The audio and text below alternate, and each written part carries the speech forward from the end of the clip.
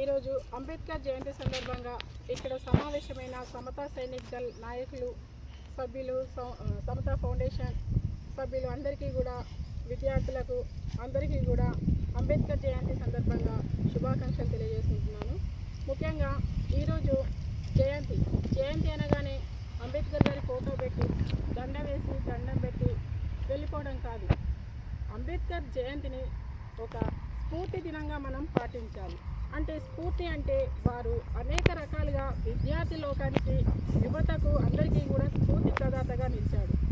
తాను చిన్నతనం నుంచే, బాల్యం నుంచే ఎన్నో కష్టాలను పడుతూ పేదరికంలో ఉన్నప్పటికీ, బడిలో చీత్కారాలు ఎదురైనా, గుడిలో అవమానాలు ఎదురైనా, తాగడానికి నీళ్లు దొరకక ఆకలితో అలమటిస్తున్నా కూడా తాను కష్టపడి స్కూల్లో క్లాస్ లోపలికి రానియకపోయినప్పటికీ కూడా క్లాస్ బయట కూర్చొని కూడా విద్యను అభ్యసించాడు.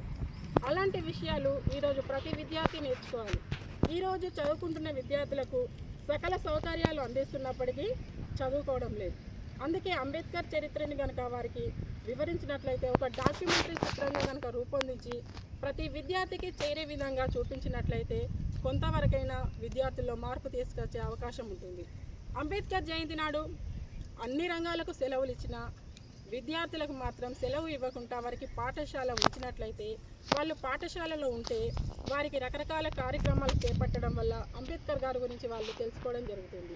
ఆయన ఏ విధంగా కష్టాలు పడ్డాడు, చదువుకోవడం వల్ల ఆయన ఏ స్థాయికి ఎదిగాడు, మరి జ్ఞానం మనకు ఏమిస్తుంది, ఇలాంటి విషయాలన్నీ కూడా పిల్లలందరూ తెలుసుకునే అవకాశం ఉంటుంది.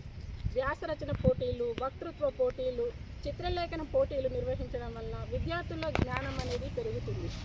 వక్తృత్వ పోటీలు పాల్గొనాలన్నా, వ్యాసరచన పోటీలో పాల్గొనాలన్నా కూడా విద్యార్థులు ఏదో ఒక విధంగా లైబ్రరీకి వెళ్ళి ఆయనకు సంబంధించిన పుస్తకాలను రెఫర్ చేయడం జరుగుతుంది.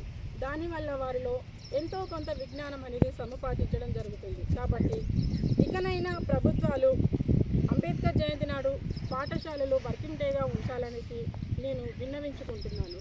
మరి యువతకు ఆయన ఇచ్చిన ఆదర్శం చెప్పలేం మనం. ఎందుకంటే ఈ రోజుల్లో ఒక్క డిగ్రీ చదవడానికి కూడా చాలా కష్టాలు పడుతున్నారు. ఒక్క పేజీ చదవండి అంటే ఎంతో ఇబ్బంది పడతారు.